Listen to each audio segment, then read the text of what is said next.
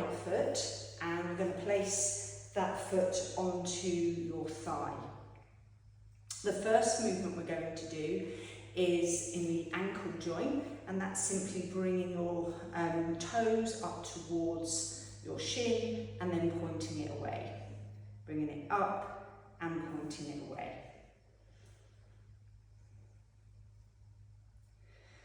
So this is dorsiflexion and plantarflexion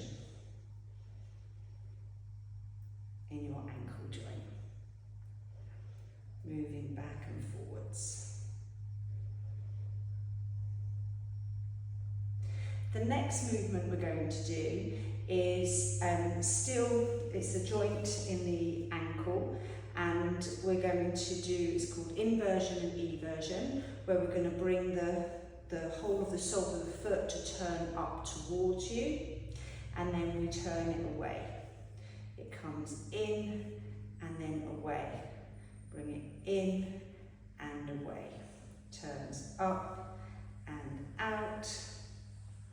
Just do that. So you want to do them, I don't know, 10 times, 10 to 12 times. Pushing away and in. The third movement is a rotational movement, and this is really important for anyone that's doing a lot of running or is out walking with sort of loads on their backs or just on undulating ground. So for everybody really, we're going to hold the heel with one hand and then forefoot with the other hand, and we're going to push the heel away from us as we pull the sole of the foot up towards us. And then we reverse it. So the heel comes up and we turn the sole of the foot away. It's like a rotational movement. Out, in, out, in. Encouraging the movement with your hands.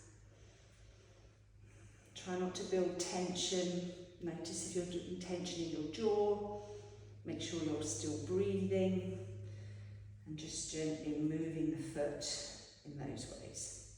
The fourth and final movement we're going to do with our hands is the flexion of the toes. So we're going to pull the toes up towards us and then away.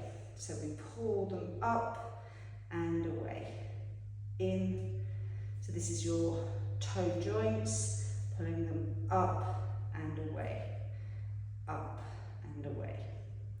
Now, we can make that slightly more challenging, but it isn't something that is essential and only to do if it's not too painful. If you take your hand and pop your one finger between each toe, it can be tricky when you get to the smaller toes.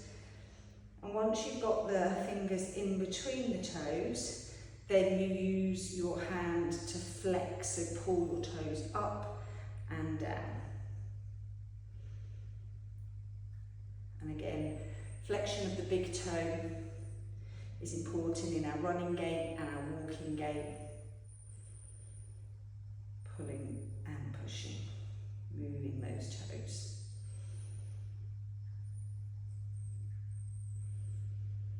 Really nice.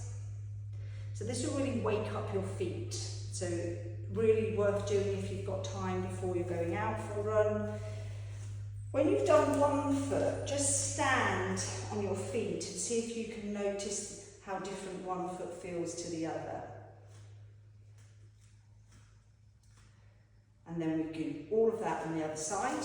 So now the left foot comes up and we point and flex. So you can use both hands, pull the toes up towards and away.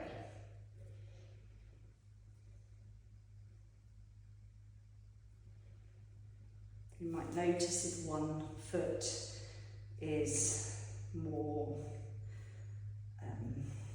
stiff than the other, not maybe so coordinated. So we're just pulling the toes up towards us and pointing away. And then we're going to do the whole of the foot turning up towards us. So this is called inversion, and then turning away, eversion. In and away.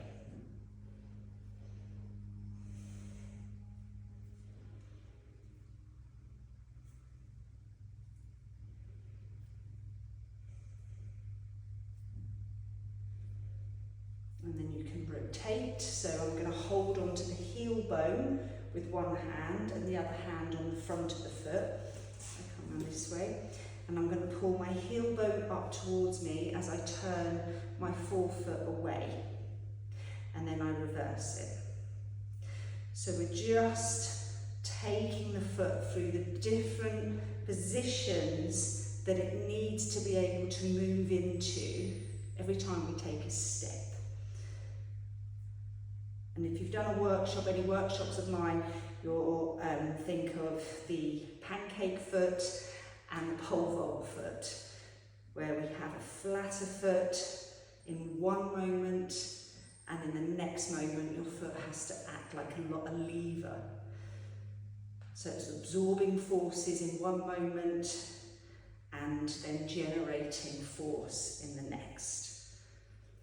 So this movement is particularly important, that counter rotation in foot, that rotational movement. Then we do flexion of the toes.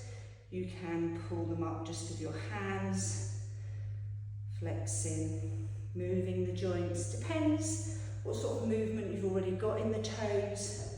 You might find just holding them and moving them like this is enough. If you want to get more space between your toes, which can affect the connective tissues, the fascia of the feet, is really good. If you can, put your fingers between your toes, and then when they're between, this foot is so much tighter for me, and then I can flex and move my toes with my fingers between them.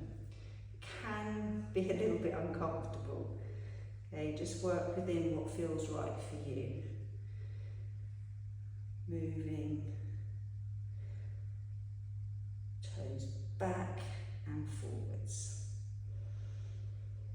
And again, take the hand away, stand on your feet, and you might feel particularly comfortable in the feet, like you've just got more contact with the ground. The feet feel more supple.